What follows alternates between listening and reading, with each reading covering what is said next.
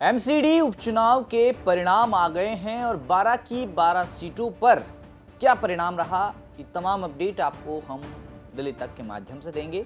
इस रिपोर्ट में जानेंगे कि द्वारका बी वार्ड से कौन जीता, कितने अंतर से जीता और पिछली बार इस सीट पर क्या हुआ था। नमस्कार, आप देख रहे दिल्ली तक, मैं हूं आपके साथ विजय नेगी। द्वारका बी वार्ड ये वो सीट है जहां से 2022 में कमलजीत सहरावत ने जीत दर्ज की थी, वो पार्षद बनी थी और 2024 में लोकसभा चुनाव में उन्होंने लोकसभा चुनाव लड़ा और वो जीतकर सांसद बनी, जिसके बाद ये सीट खाली हो गई और अब इस सीट पर उपचुनाव हुए और आज रिजल्ट आया है। इस सीट पर बीजेपी की बम्पर जीत हुई है। आपको बता दें कि इस सीट पर बीजेपी प्रत्याशी मनीषा देवी की जीत हुई है। मनीषा को इस सीट पर 13,408 वोट मिले हैं। वहीं आम आदमी पार्टी की प्रत्याशी राजबाला को 4,308 वोट मिले हैं। बहुत कम वोट आम आदमी पार्टी को इस सीट से मिले हैं और अगर जीत का आप अंतर देखेंगे तो ये अंतर है 9,100, यानी कुल 9100 वोटों से मनीषा देवी की जीत हुई है। और अगर 2022 में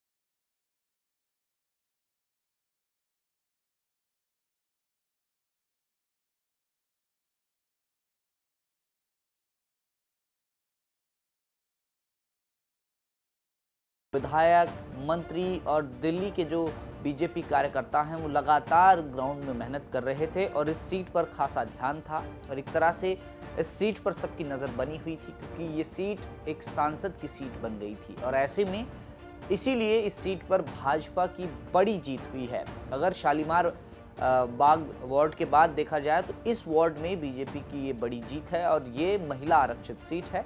ऐसे में भाजपा की इस सीट पर तो बड़ी जीत हुई है। अन्य जो सीटें हैं उन पर क्या आंकड़ा रहा, कौन जीता, किसके कितने अंतर से कौन पीछे रहा, तमाम जानकारी आपको मिलेगी दिल्ली तक पर। देखते रहें दिल्ली।